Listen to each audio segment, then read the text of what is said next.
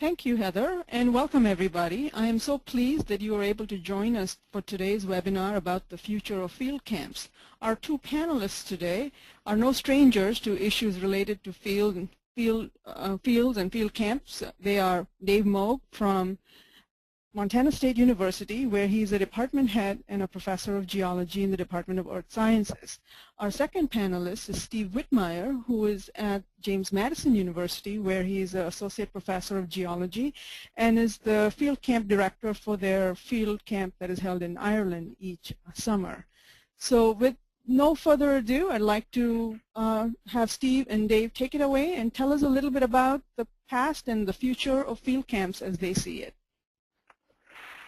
Hi everybody, this is Steve Whitmeyer.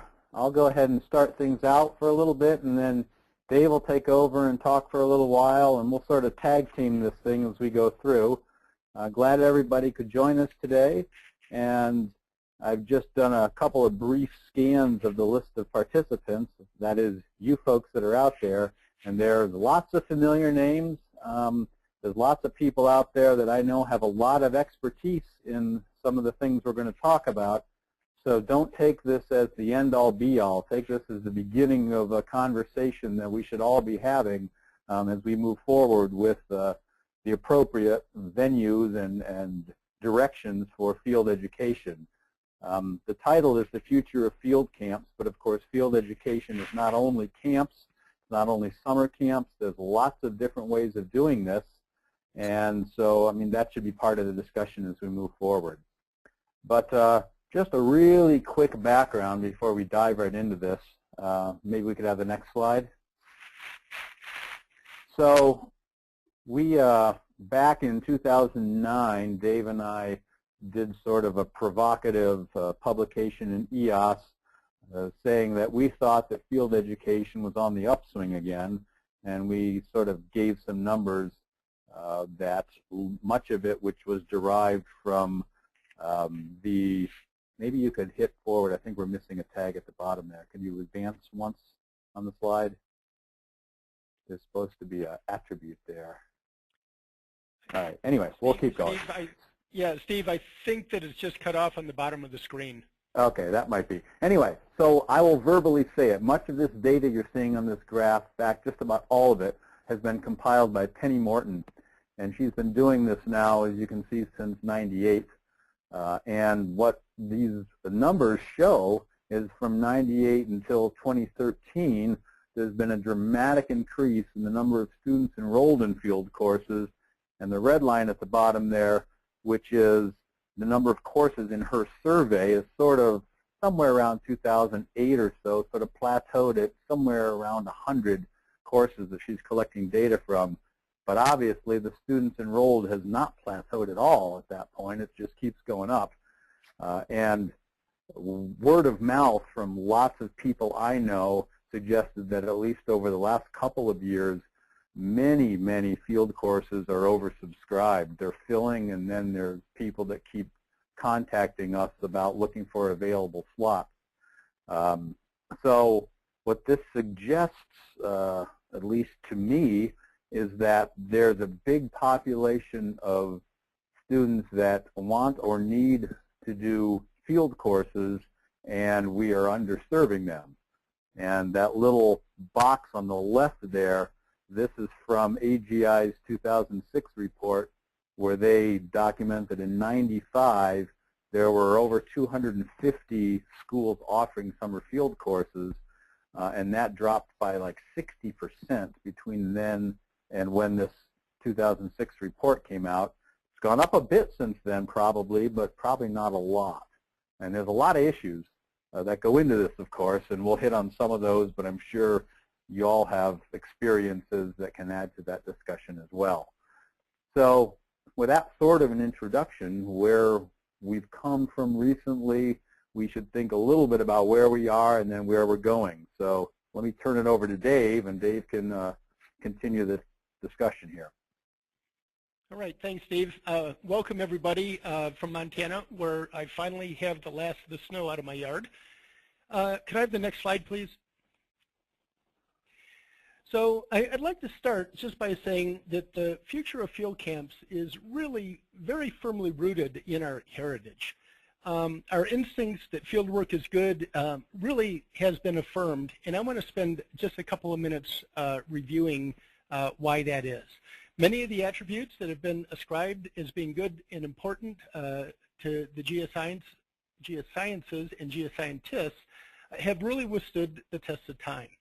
And so I'd like to provide a little bit of context of the centrality and importance of field studies in the geoscience curriculum. And I'd like you to think about some of these ideas in the context of how can this then inform us about the future design and development of field programs. So let me just say that I think we all know that the great advances, the great ideas about the geosciences have been firmly rooted in direct observations of nature. Hutton's conceptualization of deep time, Agassiz' understanding of global ice ages, Wegener with continental drift, and ultimately Wilson with plate tectonics. Could I have the next slide, please?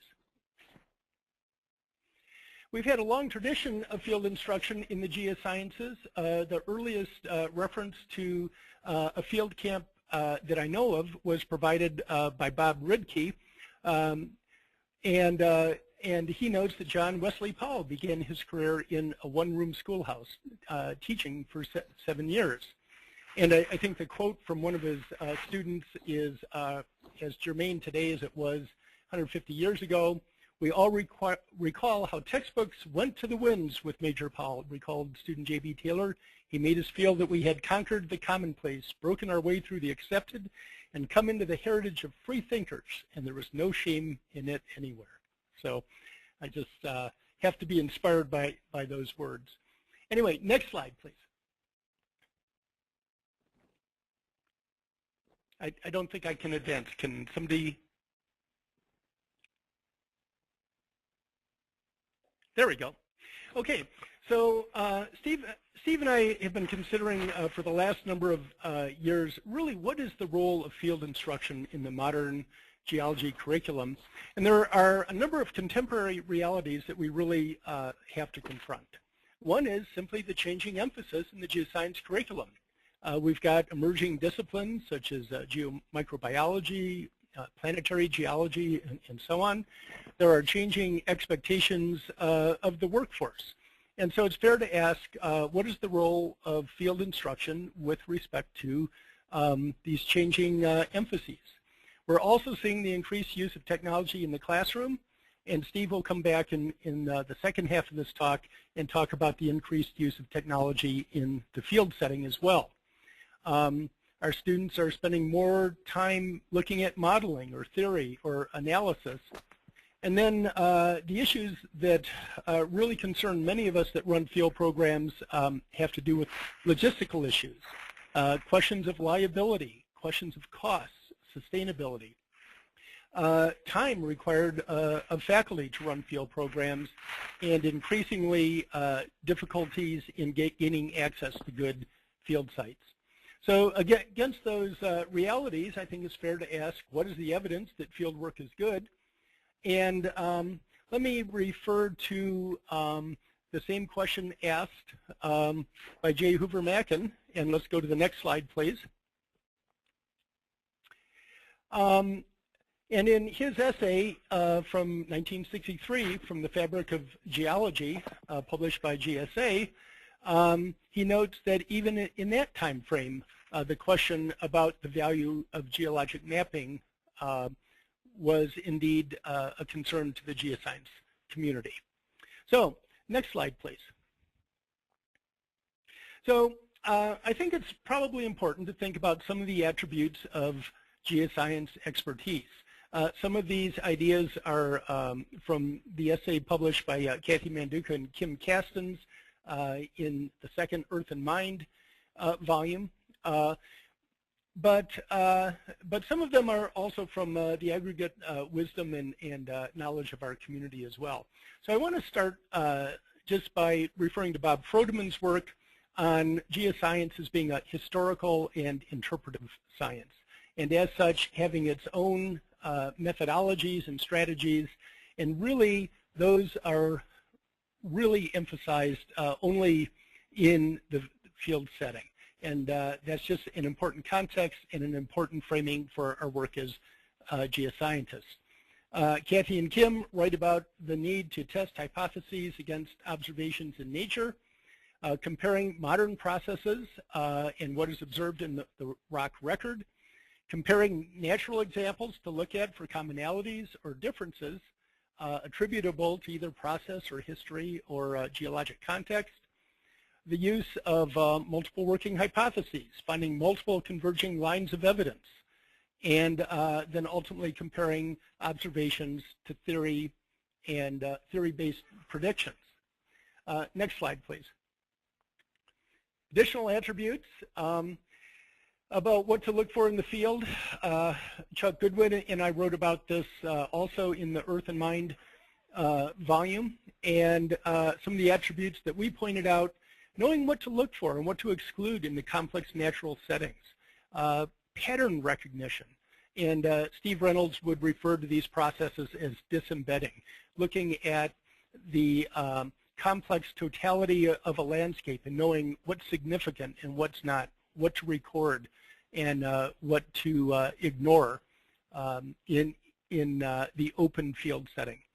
When we're in the field, we simultaneously ask questions about the Earth, and in some cases we are using higher level thinking skills, reductionist or analytical thinking in some cases, and sometimes we step back and do synthetic and integrative reasoning. The ability to cope with the unexpected, to have a fertile mind, and to be able to draw significance from that unexpected finding from the outcrop that you just walk up to. Knowing how to read and tell the story of the Earth. The special language that we use between each other to convey meaning that we derive from the field setting. Certainly spatial and temporal reasoning across many scales. And then just simply being able to ask appropriate questions about the Earth and then knowing how to find out. And so this list of attributes may be partial. I'm sure there are others that you might be interested in. But the field setting is just a very, very rich environment where we can emphasize these many, many ways of knowing as geoscientists. Next slide, please. So what's unique or special about the field learning environment? Well, there's a couple of things. The first thing is that when we're working in a lab, typically somebody has already selected the samples. And when our students are working in the lab in our classroom situations, somebody has already selected the samples. They're somewhat out of context. And the other thing is the perception is one of being large with respect to what is being observed. In the field setting, of course, our personal being is diminished with respect to the immensity of the field setting itself. So it's a very different spatial point of view. It's a spatial point of view taken from the internal looking out rather than the external looking in. We typically have to zoom. I don't have a better word for this, but we have to zoom across many scales of observation, looking out to the horizon and then down to hand sample and through the hand lens that you're using. And certainly, again, this question of scale on both temporal and spatial dimensions is important. But it's also important that we're physically moving in the environment. Some of our work talks about embodiment. What is our relationship of our physical bodies with respect to the outcrop or the object that we're observing? And the importance about this is there is a certain knowledge of spatial relations that are stored in memory. And these become available for retrieval in long-term memory for later use. And it turns out that mind and body are indeed connected. And so it's the physical movement in the physical environment that imparts knowledge that is then used in our inventory of information that we can use for long-term work as a geoscientist. Many of the experiences that we have in the field simply can't be reproduced in artificial or virtual environments. as neat as those virtual environments may be. And of course, there are strong sensory inputs that students experience while they're out in the field. And we're finding out more and more that the affective domain, which sensory inputs are part of, the affective domain has a direct link to cognition and, again, to human memory. And then the other thing is just the experience with the raw, undistilled nature. And students have to make decisions in real time about what is important, what to observe, what to record, what to exclude. Next slide, please. So just a brief list of some cognitive gains from learning in the field. Students are required to develop and use higher order thinking skills, comprehension, application, analysis, synthesis, and evaluation. And those references are to Bloom's taxonomy. There's a deep understanding and ability to commit information to long-term memory through experiential learning. And there's a very, very solid literature about the importance of experiential learning. Again, the natural phenomena are observed in their full environmental context, and students then have to draw their own inferences to make connections and demonstrate relations. There has to be an interdisciplinary knowledge using the full range of content knowledge that they have acquired throughout their coursework. And then there is an emphasis on exploration, inquiry, and discovery. Next slide, please. With respect to the affective domain are those attributes that affect a student's ability to learn. It could be curiosity, motivators to learn. In some cases, there's barriers to learning. I think that in our design of field experiences, we really need to not only be aware of, but use to our advantage the affective gains. So just the sense of awe, wonder, aesthetics, and curiosity about the world around us.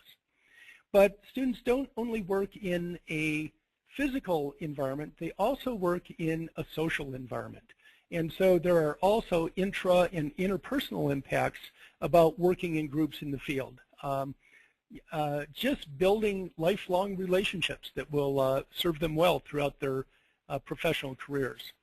Attitudes, values, beliefs, and motivations are part of the affective domain.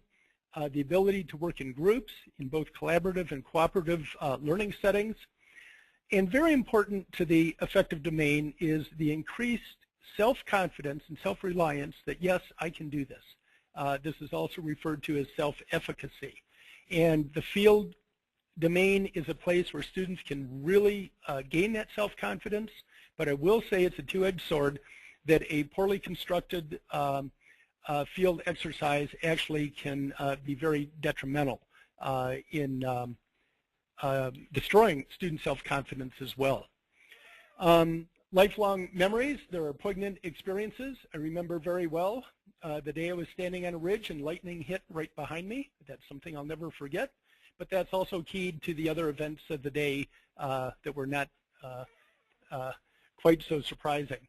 And then the field camp, I think we all know that there are networking relationships, mentor-to-peer and peer-to-peer relations that serve the students as well.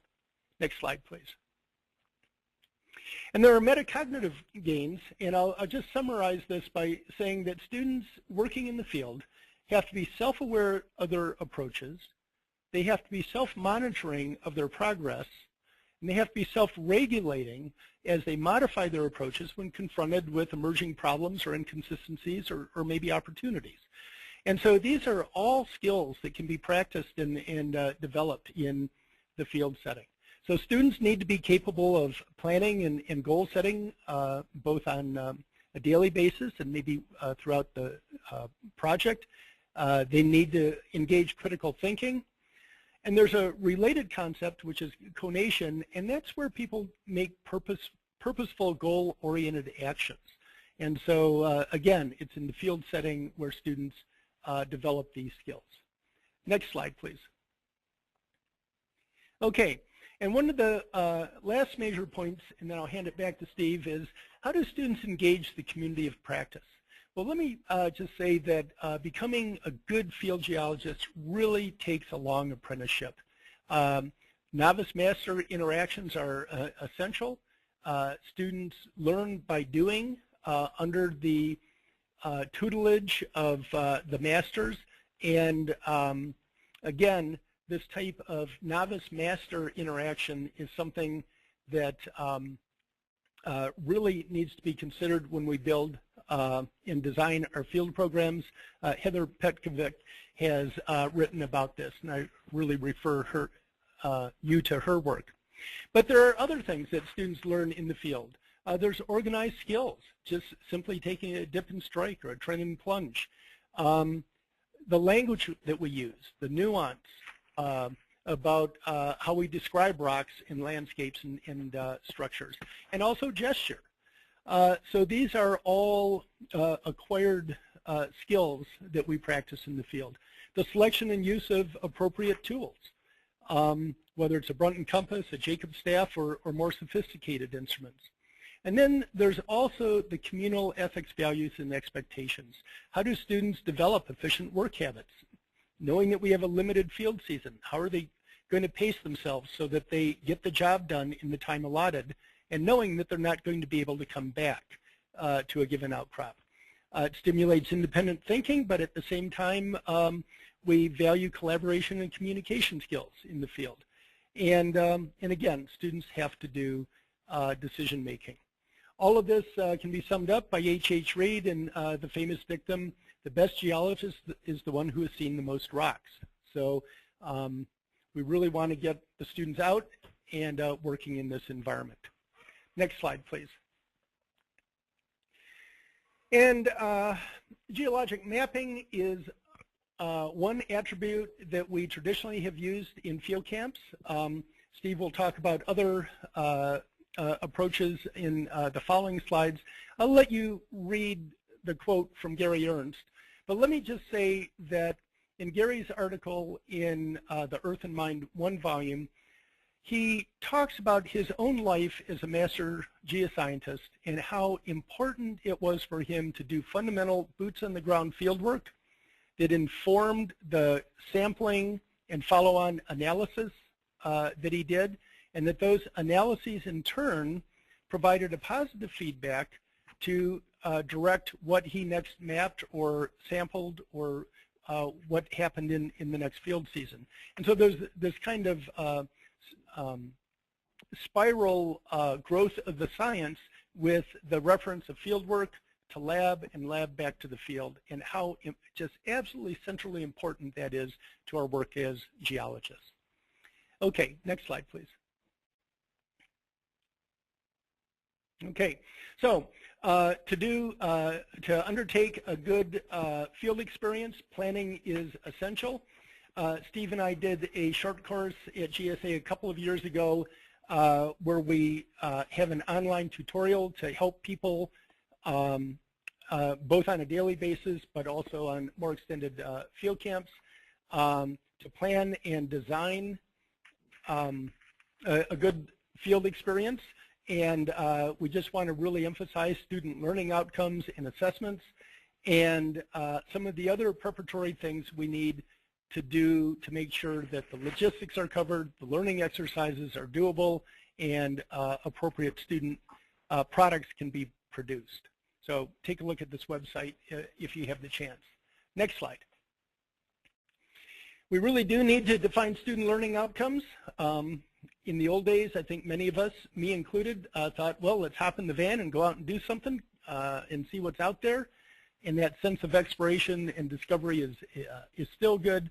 But I really do think that we need to clearly define and articulate really what students should know or be able to do after a field camp experience. I've listed a few things here. The purpose of a field exercise might be to master field methods, maybe do classical mapping, construct a strat column. Maybe we're using instrumentation of various types. Maybe we're looking for deeper evidence of geologic reasoning. Maybe the purpose of the field exercise is to recruit and retain students. Maybe it's to develop intrapersonal skills, apply coursework to real-world situations, and increasingly I think we're doing more authentic research. These are all good and important goals, and I just encourage people as they design their next field exercise to really think through what the student learning outcomes might be. And for the department heads out there, I'll just plant the seed that you might consider using your capstone field camp experience as part of your departmental assessment plan as firsthand evidence that students really got it and were able to transfer their class knowledge to more real-world situations. Next slide, please. Here's some suggestions about some things that could be done to demonstrate student learning in the fields. Daryl Henry and I used some of these in our RU experience, asking students to do daily reflective journals to record the most important observations of the day, new questions that arose, and plans for future work, to do debriefs after dinner to the whole group, and certainly to compile their data. And many of these things are things that we traditionally do. In the next slide, and then it's on to Steve, is we really need better assessments in the field. I'll just call out a few here. Eric Pyle has written about scoring rubrics. Eric Riggs has done controlled experiments comparing traditional and digital approaches to working in the field. GPS tracking of students and decision making. Heather Petkovic and Julie Labarkin have worked on expert novice relations. The bottom line is we just really need better assessments in the field. So next slide, and it should be over to Steve, I think.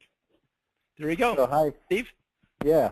Hi again, everybody. I want to hit on just a few other things, and then I'm going to dive into sort of my my pet area, which is digital methods. But to kind of follow on from a lot of the stuff Dave was doing, we were asked to do a previous webinar that some of you might have been involved with, which was on safety and liability issues. And we've touched on that, or Dave has touched on that just a little bit here. We did a follow-up EOS article on that as well. But, you know, the main points here are there are, you know, one of the reasons maybe that there aren't as many field courses out there is universities' concerns about liability. And first of all, you know, you need to have some instruments in place and policies in place to mitigate liability issues as much as possible, and certainly to be prepared when they happen. One thing I can say, and most people out there that have done field courses for a while, is you don't know what's going to happen, but something's always going to happen. And so as long as you are somewhat prepared for dealing with these situations, perhaps you get through them a little easier. You know, so have policies in place, have standards and practices.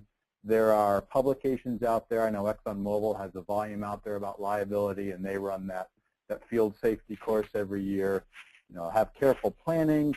Make sure you know the access situation for where you're going. I think we've all dealt with this, whether we've been kicked off a field area or have not properly approached landowners, et cetera, about getting on their land. Of course, you know, be safety in terms of vehicles, know the weather, know the outcrop. A lot of this is just planning. And there's a whole lot more that goes into this, of course, but we can't ignore liability issues these days. It's every bit a part of the field course as much as instruction is. Don't know whether that's good or bad, it's just the way it is. So next slide. What I want to do now is shift a little bit and think about how field courses have changed over the past however many years. Field courses have been around for a long time. Of course, many years it was a very traditional and often male-centered discipline where, you know, the macho, the first person to the top of the hill was sort of the mantra. And those days are gone, probably for a good reason. Well, definitely for a good reason and probably for the better. But now there's a lot of other types of field courses out there besides just your standard mapping course.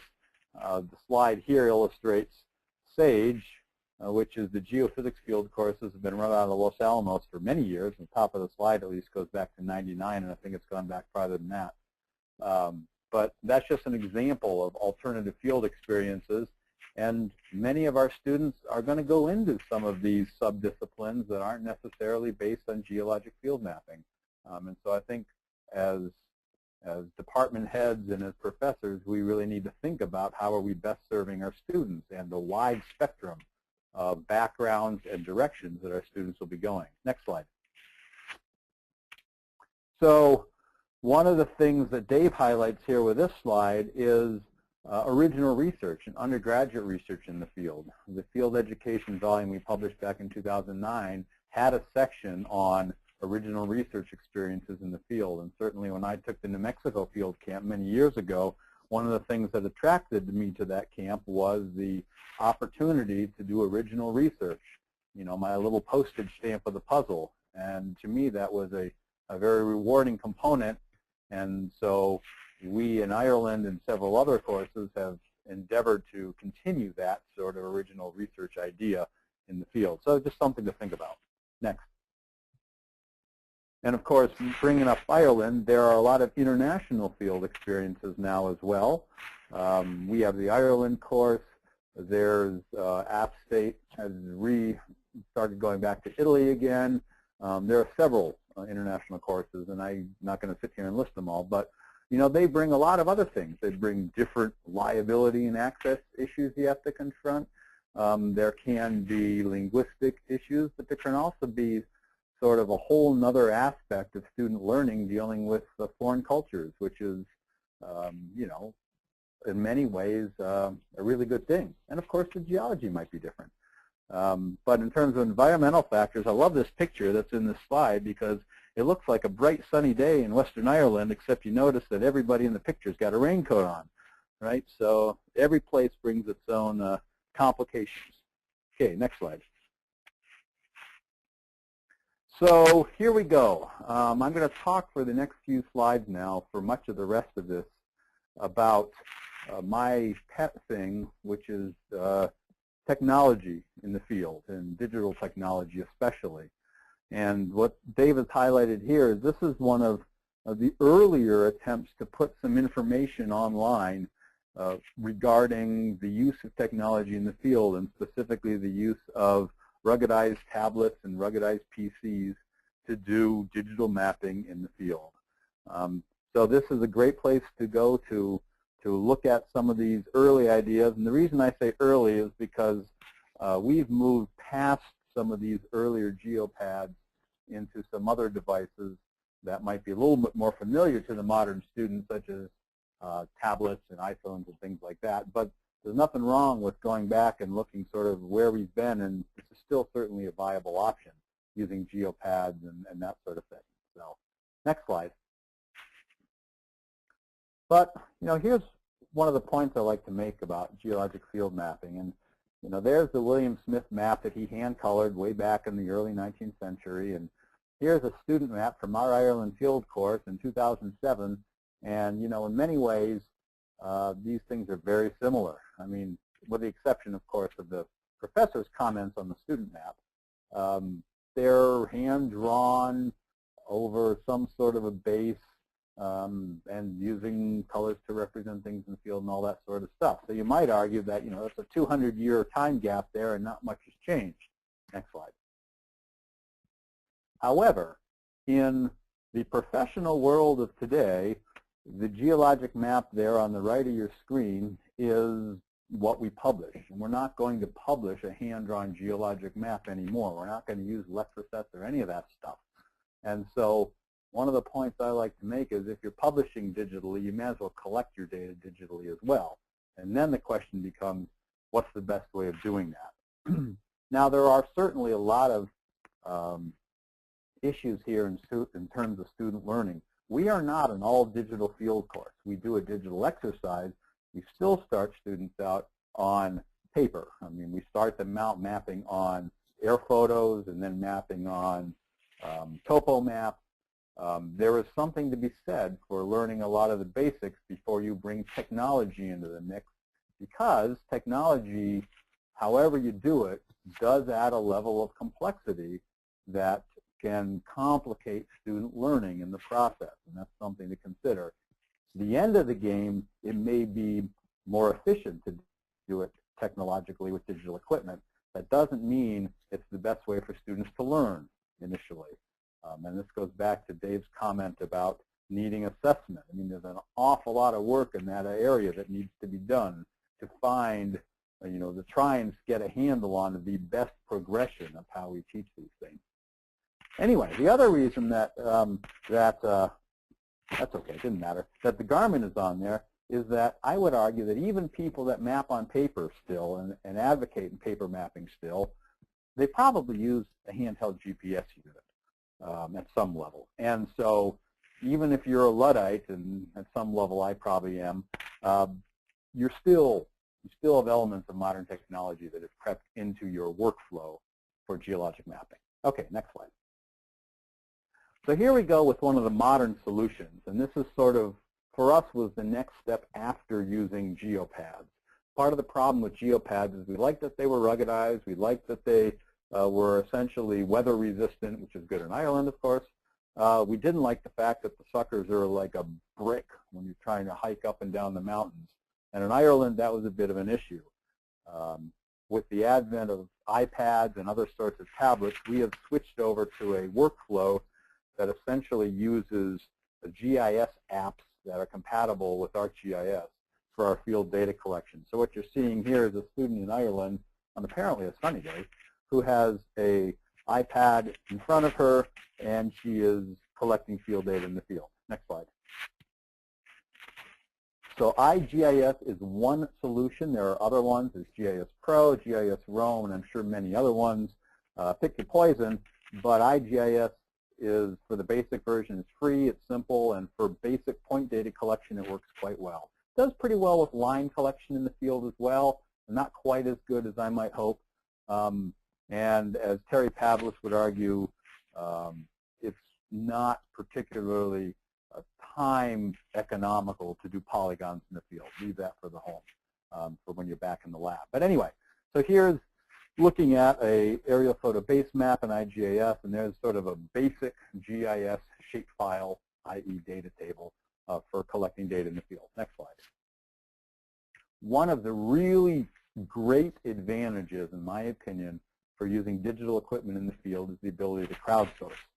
And we've all heard about a lot of crowdsourcing by novices in any specific discipline, like for basically communicating where the limits of a forest fire are, or helping people in the Haiti earthquake find the roads or find things. That sort of general public crowdsourced data is pretty well documented and pretty well known. I would argue that we have the ability with digital devices to crowdsource a geologic field data, not necessarily from the general public, but certainly from our students who are sort of not novices, but they're not exactly professionals either. But yet we have the ability of combining a lot of data together and then evaluating. And so you look at this map, this is 16 student teams over 4 days, and you can see offsets in here, you can see data organized, and you can also see outliers, like those blue dots that go right through the yellow field. Well, that's the sort of thing when we get the students together at night and they look at this map, the students that collected all those blue dots, hopefully, are saying, maybe I should go back and reinvestigate that. Why is that so different from what everybody else is doing? Or, for any of these groups, go to an area where there's a whole bunch of different colors. And did I take the wrong measurements? Or is it a gradational contact that we need to figure out how we're going to define this? A lot of those things come out of actually pooling and looking at a lot of data. So I think maybe the era of teaching students to map with a defined key and nobody communicating with each other, I don't think that's how we do it in the real world. And I think maybe our educational model should move away from that towards a more interactive crowdsourcing environment. Next slide. So here we go, right? You take all that data and then you put your polygons and maybe refine your line work on top of it to get something like a geologic map like that. Those of you that are astute observers out there will notice there are some issues with this map, but we'll just go on to the next slide. Okay, we do some rudimentary assessment. We need to do a lot more work to get better vehicles, but for example, why don't you forward here, something we should hide, yeah, there we go. So, right, this is just sort of a before and after my prior experience and my knowledge gains showing a decent amount of improvement. Next. And skill level, again, showing a decent amount of improvement. Next. And in general, students were finding this exercise to be useful and a reasonably considerable amount of learning. So, I mean, this is a pretty rudimentary assessment, but it's a start. Next slide. Okay, I want to highlight a couple of other things now that are out there that you might think about looking at in terms of digital field solutions. So IGIS to ArcGIS is essentially a mapping solution, but the other thing that we do in the field, of course, is we take voluminous field notes in field books. And there are a couple of apps out there now that some colleagues at Lafayette College are working on and have put together, one of which is GeoField Book. Next slide. And it's sort of laid out like a traditional level book or field book might be, which is kind of neat for those of us that are the old school, right, that grew up with this. Perhaps a modern student, this wouldn't resonate particularly with them. But you have the option of including photos, notes, stop locations, of course, puts lat, long, date, and time in automatically, recording data and observations, etc., in a electronic field book. Next slide. You can also see all your data in the field oriented correctly, which of course is critical for those of us that really believe in the mantra of working through multiple working hypotheses while on location, while in the field. Next slide. And the way that the Lafayette crew originally did this is they then output their data as a CSV file and output the image and basically built their geologic map in Illustrator. What we've been doing lately with them is the idea of taking their exported CSV file and now using Google Earth as the basically the backdrop or the workflow towards building the final geologic map. Next slide. So this is an image, basically the same data now in Google Earth. All those symbols are actually 3D models. So if you tilt the view, you will see the symbols oriented correctly in 3D space for the units, and of course they're color-coded by unit. Google Earth Pro now allows you to put titles and legends and scale bars and all that sort of stuff on your imagery. So you can get pretty darn close to building a fully fledged, pretty professional geologic map in Google Earth. And pairing it with GeoField Book, we think of the workflow, though that not fully tested yet, may be an alternative to ArcGIS with not as steep a learning curve. Next slide. But of course, right, is it better than ArcGIS? ArcGIS is the industry standard. There's a reason we teach our students ArcGIS. So maybe we do them a disservice by moving away from that. Is it better than paper? Maybe in some environments, yes, but maybe pedagogically we don't want to start with it. How do we find out? We have to assess, right? We have to go back and assess. Next slide. So I'm going to tease you with sort of a few what's next sort of slides here to think about where we're going with this stuff and what's coming down the pike. Stratlogger is by the same group that did GeoField Book, but the idea is to build in the field, build strat columns and strat logs for stratigraphy. It's actually not in the App Store yet, but it should be out this summer. So you might want to keep your eye open for that. Next slide. I've also lately, for some of our local outcrop locations, been looking at Google Street View for a location before I go out there. If you have a good road cut, Google Street View is pretty ubiquitous in the U.S. in a lot of places. And if it's a reasonably major road, you might be able to get an amazing image, zoomable image, of your outcrop in Google Street View if you want to preview things remotely or come back and put annotations over the top. So you might want to look at that for a place you go. Next slide. The other thing that we've been playing with a bit lately is basically remote interaction with students in a classroom in a real-time environment. Google Glass was something that we played with a bit, basically having somebody out in the field looking at an outcrop and then live communicating with people back in the classroom or somewhere else, basically through a live video feed. And with Google Glass, right, they're seeing what you're seeing. And you may look like a geek, but I think it's got some really intriguing potential for new ways of doing field work live and remotely. Next slide. So it's the same questions, right? Is it useful? I mean, maybe it's just a waste of time, but I think it's got some intriguing potential. Will it be a good learning aid? Again, another really good question. I mean, does technology help us or not? And of course, we know how to find out. We got to assess these things. Next slide. So turn it back over to Dave to wrap things up. Hi, folks. Just one last idea. This is a personal odyssey for me. I just want you to think also about the possibility of running an introductory field camp, and I mean that in the fullest sense as a residential field camp. I took Geology 116 from the University of Michigan at Camp Davis.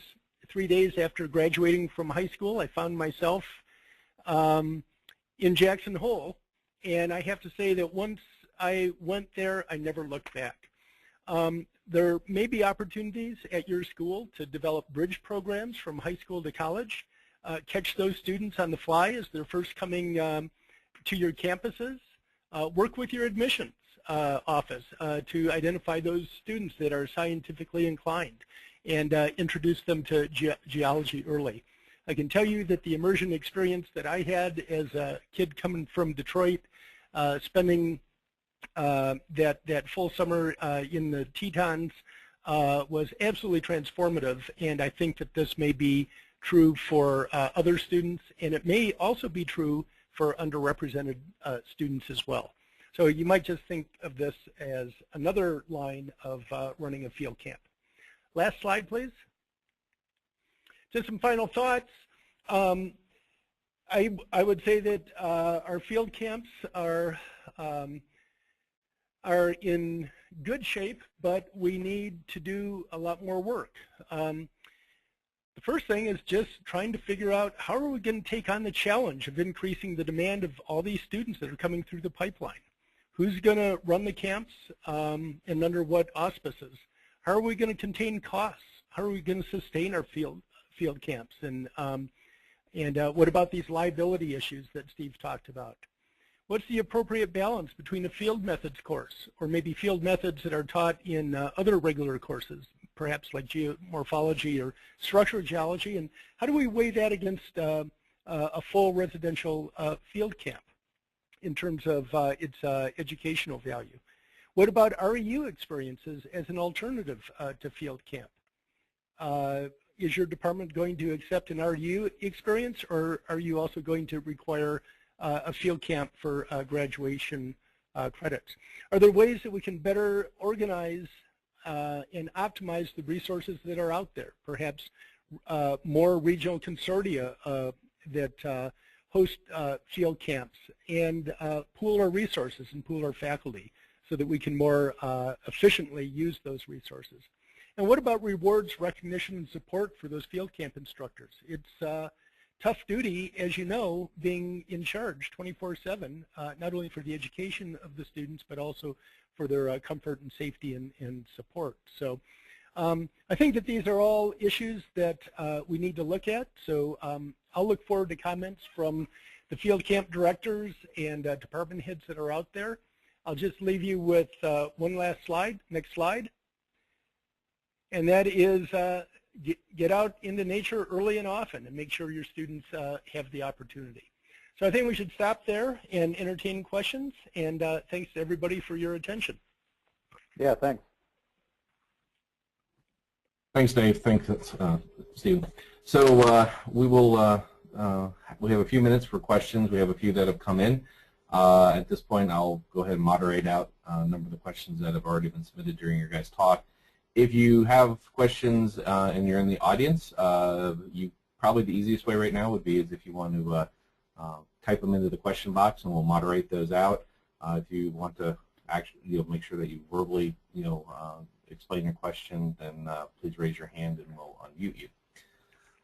So a couple of the questions that came in, one was particularly targeted to you, Dave. You talked about mind and body connection early on, and you know, in the kind of process, and person is asking, what are your thoughts really on virtual field trips, such as, you know, I think sort of what you were looking at, Steve, with the Google Glasses. You know, you got GoPros and all these other things. You can really build up a richer virtual field trip experience. I mean, how would that translate into these same kinds of intellectual development that you guys are seeing for field work?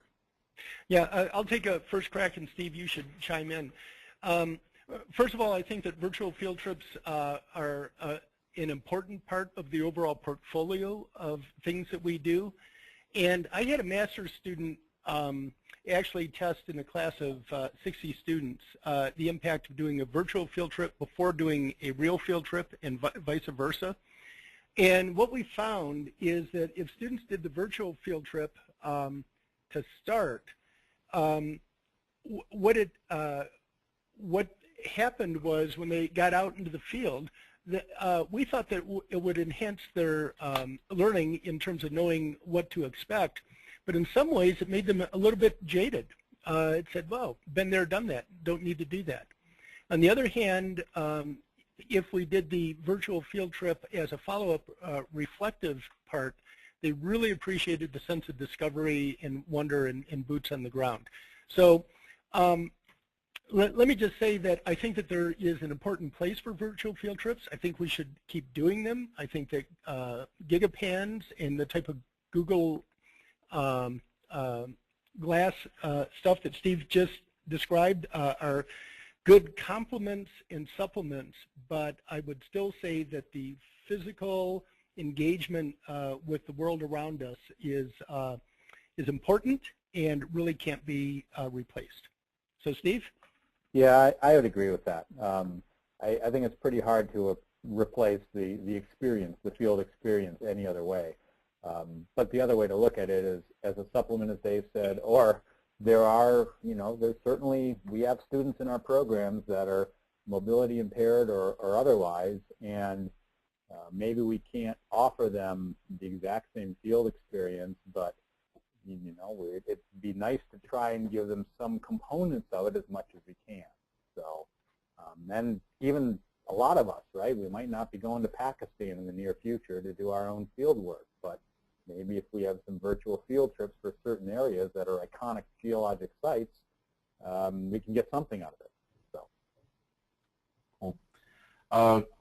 In your another question regarding, you know, the use of the GIS apps and some of the other digital tools, are any of those embracing any kind of methods that help students that may have visual impairments? You know? Yeah, that's right. So this is how do we serve the full student population, because there are definitely a lot of these approaches have issues, but paper-based maps are going to have the same issues, and there are some approaches to dealing with it in terms of paper-based maps, but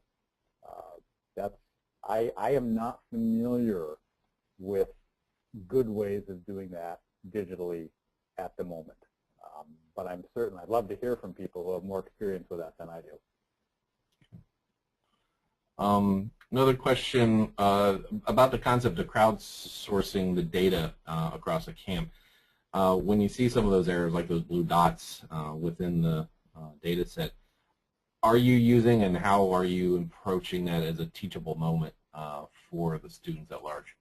Yeah, so I think those are really, really great teachable moments. And I mentioned a little bit of it. Our approach has always been that students go out and map in the field, they evaluate their data sort of one-on-one with their instructors or their professors. And then in the past what we've done is we've had evening sessions where I pull all the data from all the groups and we all sit in a big group and we look at it and we talk about it and we evaluate it. And people see, first of all, how much ground another group has covered and perhaps how they have interpreted things that are different from their own.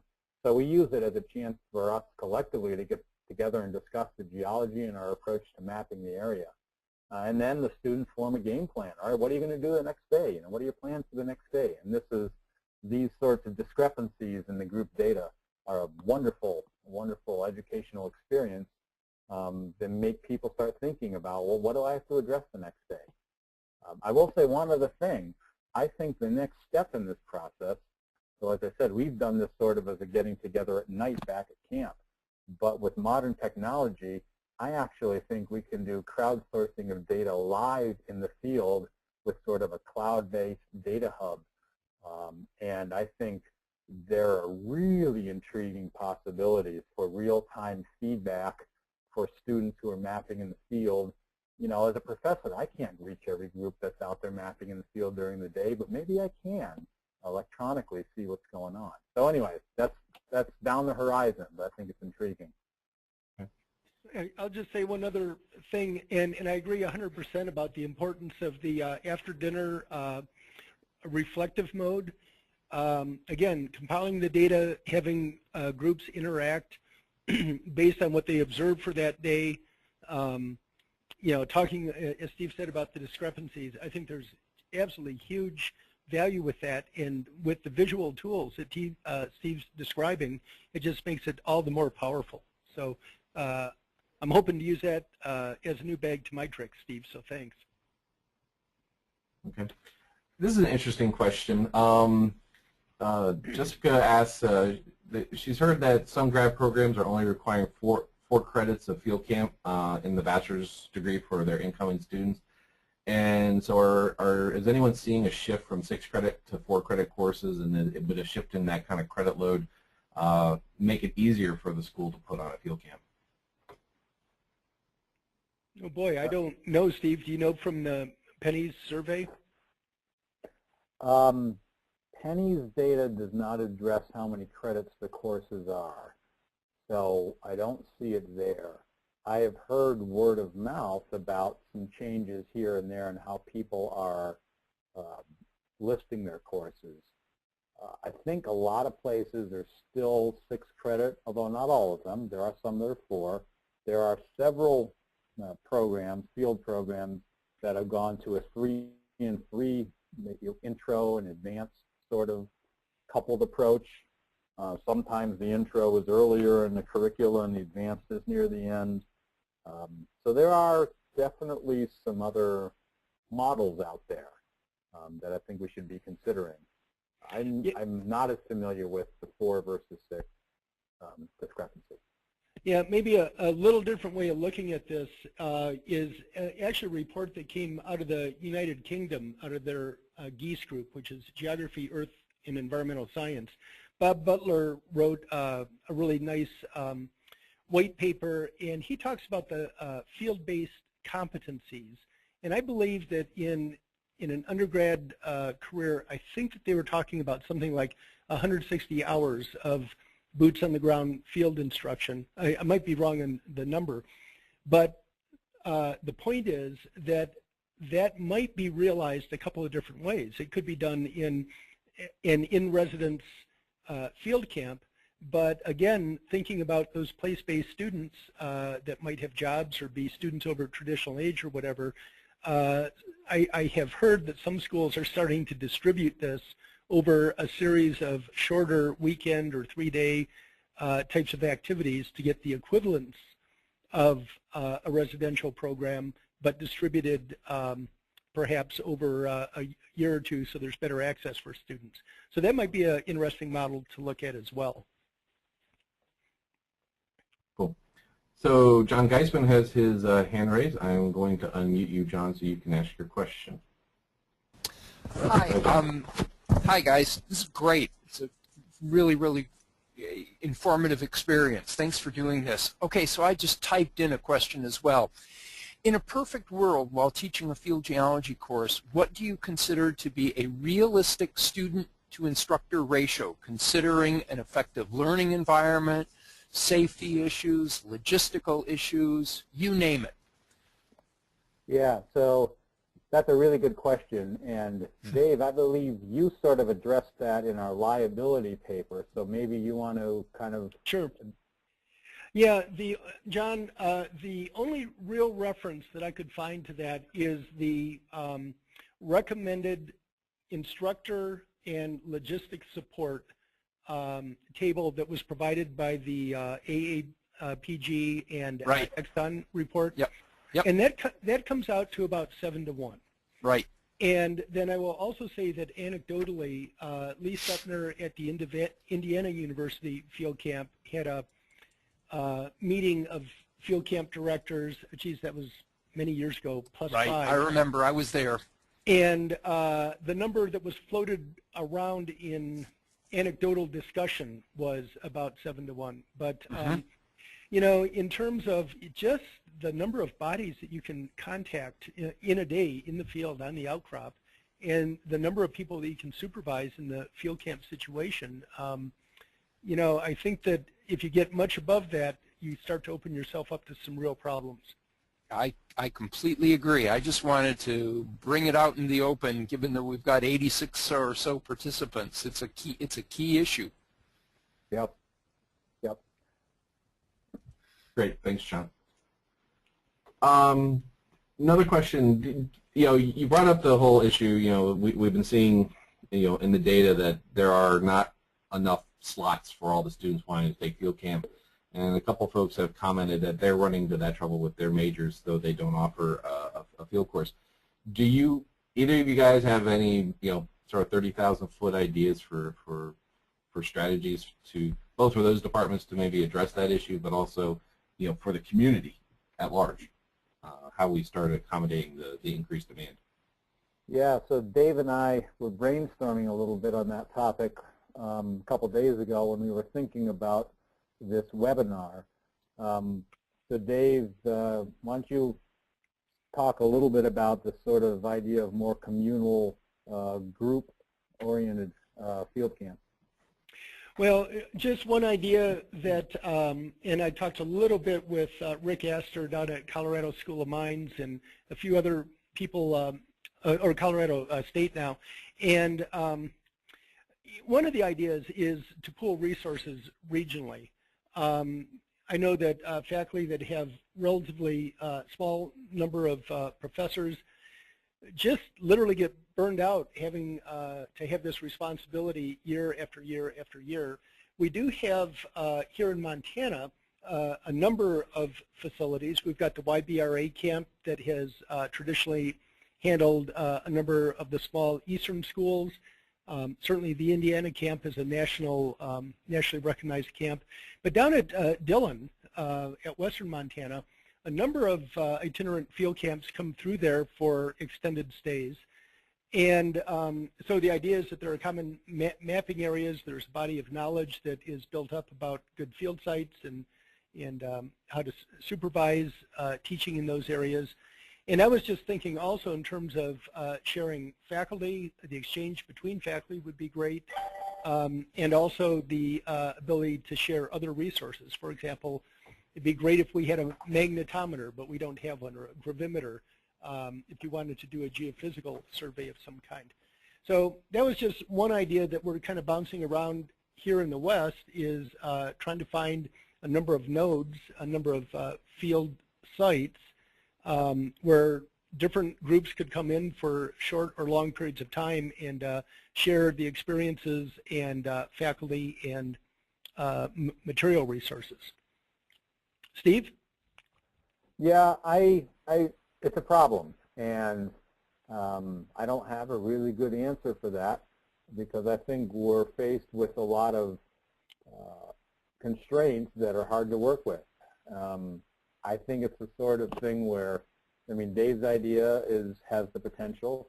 This is certainly one of the reasons that Lee Sutner got a bunch of people together, he and some others, several years ago to discuss these things. And you know, maybe we need some real retreats for people that are involved in or interested in field camps to sort of brainstorm a bit more on some possible solutions. I don't have the magic answer, that's for sure. If I could come back with one other thought. We do hear from industry how much they value the field experience, and I know that in Canada, the mining companies in particular support a large number of field activities and field instruction. Frankly, the resources are not going to come from our state institutions or small liberal arts schools. It's not going to come from NSF. And I think that the community that we serve oil and gas, mining, environmental consulting, I think that they have an interest, and I would love to see a uniform front from AGI, AGU, GSA, AEPG, and others to help us, because we're really pretty close to the breaking point, and we need help. So if the professional societies could work with us, I think that we could maybe have a national initiative and accommodate the students that need it. Okay. Let's see. Do you have any sense of how employers view hybrid field courses versus actual traditional field camps in your experience? So I'll take a shot at that, and Dave probably has thoughts too. I think it depends, first of all, what your employer is, who you're talking about. I think we at least hear over and over from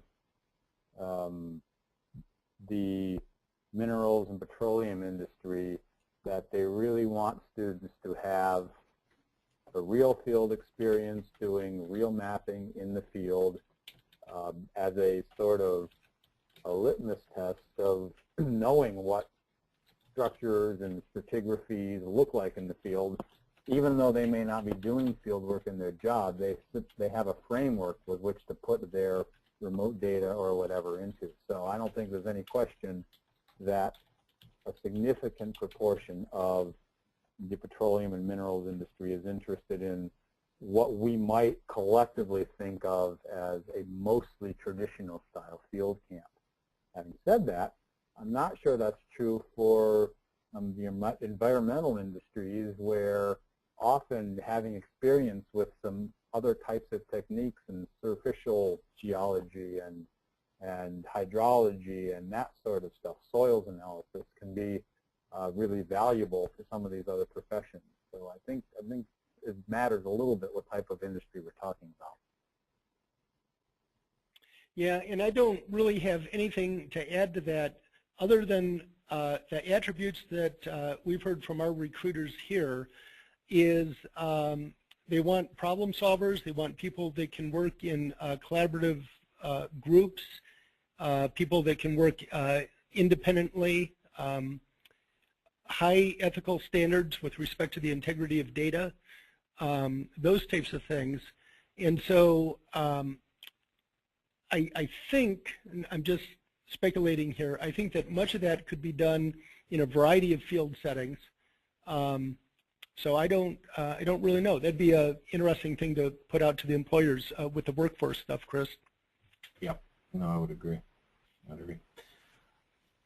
We have another question, Amber, that you have. I think it's very interesting, but I'm not sure I totally understand it. So I'm going to unmute you to ask, so you can ask about that. Hold on one second. Amber, are you there? Yes, I'm here. So you're on. My question just relates to basically like a teacher training program. My expertise was in geophysics, but I work at a 2-year college where I'm the only geologist. So my field experience is the last time I was really out in the field a lot was in school. So I just wondered if there's anything out there for the educators to ramp up their comfortability with taking students out to the field. So, oh boy. Well, let me put in a plug for Cutting Edge. We do have a website on teaching in the field from the Cutting Edge program, and we ran our workshop, I think it was 3 years ago. So there's some online help there. And again, the little short course that Steve and I did about planning and developing a field exercise. I would say my personal advice would be to invite yourself to every field trip that you can go on. Whether it's your regional GSA meeting or AEPG or whatever, and just get familiar with being out in the field. I'm sorry, Steve, I cut you off. No, that's okay. I agree, and a couple of things I would add to that. You, at most GSA, at least national meetings and some regional meetings over the past few years, there have been field-oriented short courses. I've been involved in a few of them on digital mapping techniques, but there are others as well. So those are good professional development possibilities. Keep your eyes open for that. The other thing is, in our Ireland field course, we love to have instructors, professionals, etc., visit our course for any period of time. And our rule of thumb is if you can get yourself there, we'll put you up. And I love having cross-fertilization from other people. In fact, Dave came out one time and spent a few days with us in the field. And almost every year, we have external instructors and professionals that sort of contribute at some level. So, we're probably not the only camp that does that. So you might think about that option as well.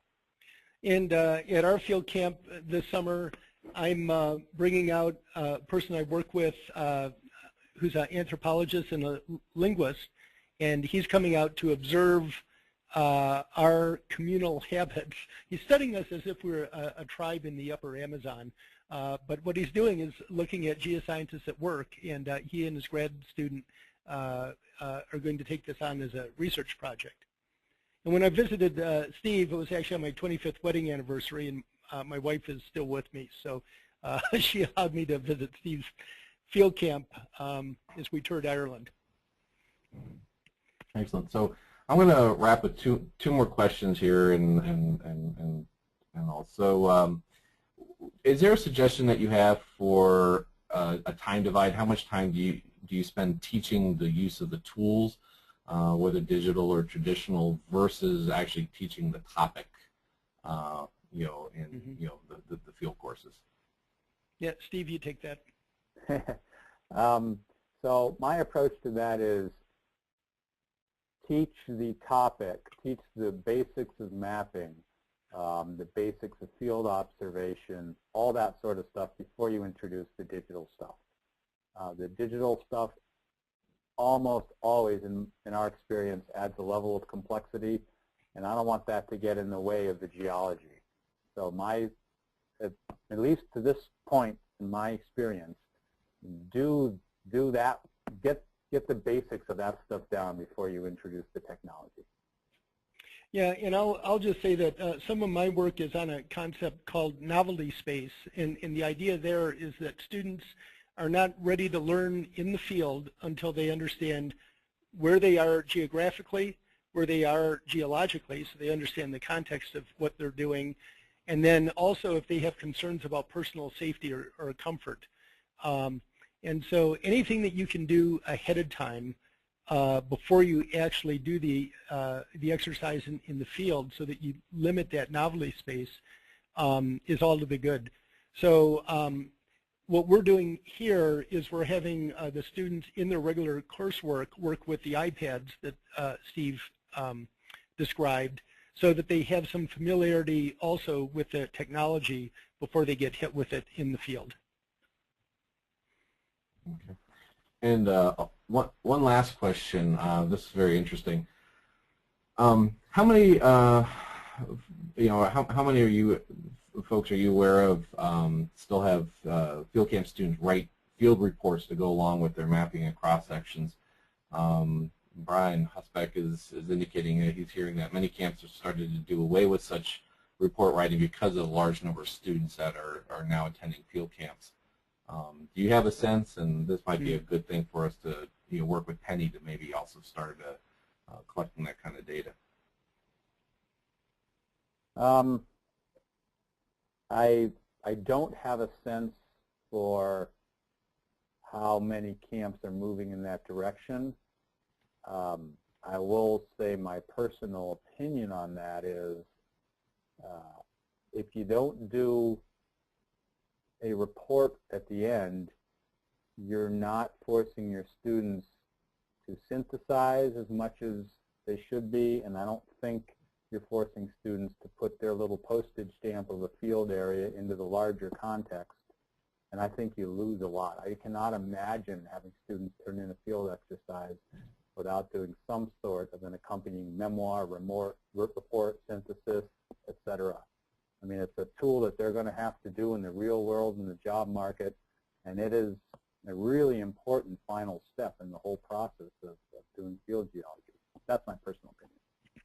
I agree 100%, and I'll just say that I and I think our faculty here don't want students to think that the map is the end product. The map is a tool for gaining higher understanding about the geologic relations, and a map is also an inference. You know, Gary Ernst again wrote quite elegantly about this, but you know, it's based on the time available and the expertise of the mapper and so on. And we all know that the lines on geologic maps change as new information comes in. So I think it's a very critical part of the overall learning is to look at the map as a tool towards conveying a greater understanding about the geologic setting. So keep those reports. I think Steve and I have a consensus there. Yeah. Okay. Well, you know, we've gone well over time, so I do want to try to wrap this up. We have many more questions. Dave and Steve, I will actually send you a file with those questions, and if you guys get a chance to maybe jot down some notes in response, we'd be happy to post that on the website. We'll also make sure we post up the questions because there's also a lot of very interesting and good comments that I think would be good for folks to see who are interested in the you know, in this topic. So with that, I am going to turn over to Pranoti to wrap this up.